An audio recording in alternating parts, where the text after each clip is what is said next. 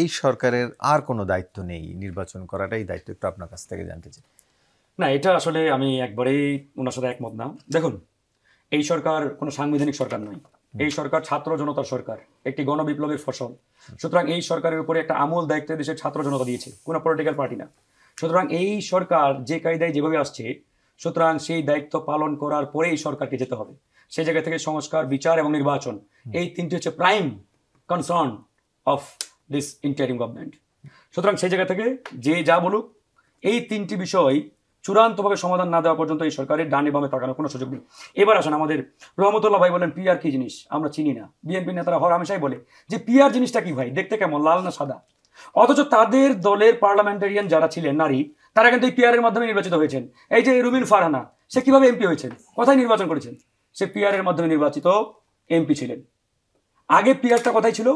পার্লামেন্টে। এখন ওটাকে আমরা জনগণের কাছে ফিরিয়ে দিতে চাই। যেমন এই যে 50 জন নারী সংরক্ষিত আসন, এটা কিভাবে নির্ধারণ হয়? পিআর এর মাধ্যমে কিন্তু মানে যে দল যত সংখ্যক আসন পাবে তার এগনেস্টে সেই দল ততটা নারী আসন পাবে। তাহলে ওয়ান কাইন্ড অফ পিআর। তাহলে এখন আপনি যদি বলেন পিআর চিনি না, পিআর দেখতে কেমন, লাল না সাদা, পিআর আপনি চিনেন, জানেন, মানবেন কি মানবেন না, দ্যাট ইজ দ্য কোয়েশ্চেন। যে বলেন ভাই আমরা পিআর টিআর মানি না, এটা বলেন। কিন্তু পিআর চিনি না, পিআর নাই, বাংলাদেশের মানুষ চিনে না, এসব ভোগাস কথা বলে লাভ নেই ভাই। এবার আসেন, এই যে আমাদের রহমতুল্লাহ ভাই বলেন যে পিআর এর মাধ্যমে সবচাইতে বড় সুযোগটা পাবে নাকি আওয়ামী লীগ। নো, আওয়ামী লীগ তো নির্বাচন করার সুযোগই পাবে না। ইভেন ভাই যদি এটাও বলে যে আওয়ামী লীগের ওই 40তম 80তম নেতা যারা রয়েছেন কাতারের, তারা আগামীতে ছড়িয়ে ছিটিয়ে নানান জায়গায় নির্বাচন করার সুযোগ পাবে, তারা নির্বাচিত হয়ে যাবে, no no no no, absolutely wrong way, wrong thing, wrong thought. Awami লীগের কোনো নেতা, কোনো কর্মী আগামী নির্বাচনে অংশগ্রহণ করার কোনো সুযোগ পাবে না। যেমন ধরুন আপনার ইউনিয়নে আওয়ামী লীগের যার চোট বাটপার ছিল, এরা যদি আগামী নির্বাচনে অংশগ্রহণ করার চেষ্টা করে বা করতে চায়, আপনি করতে দেবেন? জনগণ পিটিয়ে সোজা করে দিবে। এত সোজা। এতদিন আন্দোলন সংগ্রাম করে মানে এইরকম একটা পরিস্থিতি আমরা তৈরি করলাম, বিতাড়িত করলাম, অসংখ্য মানুষকে জীবন দিতে হলো, রক্ত দিতে হলো, আর তোমরা আসছো এখন নির্বাচন করতে, একবারে হালুয়া রুটির মতো টাইট করে দেবে।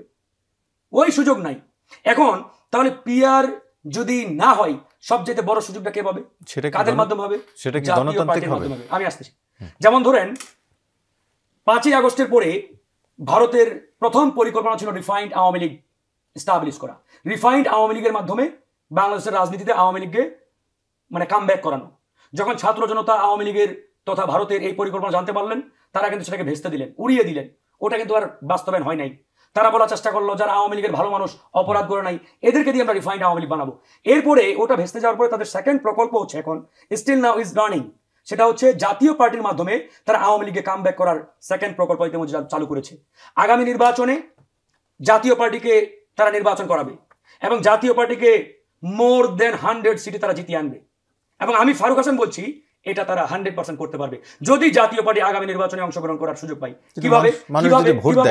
কিভাবে ধরেন মানুষ যদি ভোট দেয় তাদের সেটি ঠেকানোর অধিকার কারো আছে? আওয়ামী লীগের ভোট ব্যাংক কত এখনো?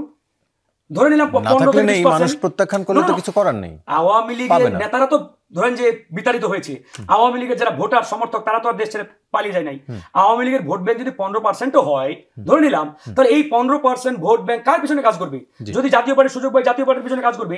এবার আসেন, একটা নির্বাচন কন্ডাক্ট করে নির্বাচন কমিশন, সেনাবাহিনী, পুলিশ, প্রশাসন। এখন আমি যদি আপনাকে প্রশ্ন করি এই মুহূর্তে জাস্ট 30 সেকেন্ড, যে এই পুলিশ, এই প্রশাসন কার নিয়ন্ত্রণে? স্টিল নাও পুলিশের 70-80% সদস্য ভারত কর্তৃক নিয়ন্ত্রিত। নির্বাচন সুষ্ঠু হবে কিনা সেটি নিয়ে প্রশ্ন রয়ে গেছে আপনার কথায়।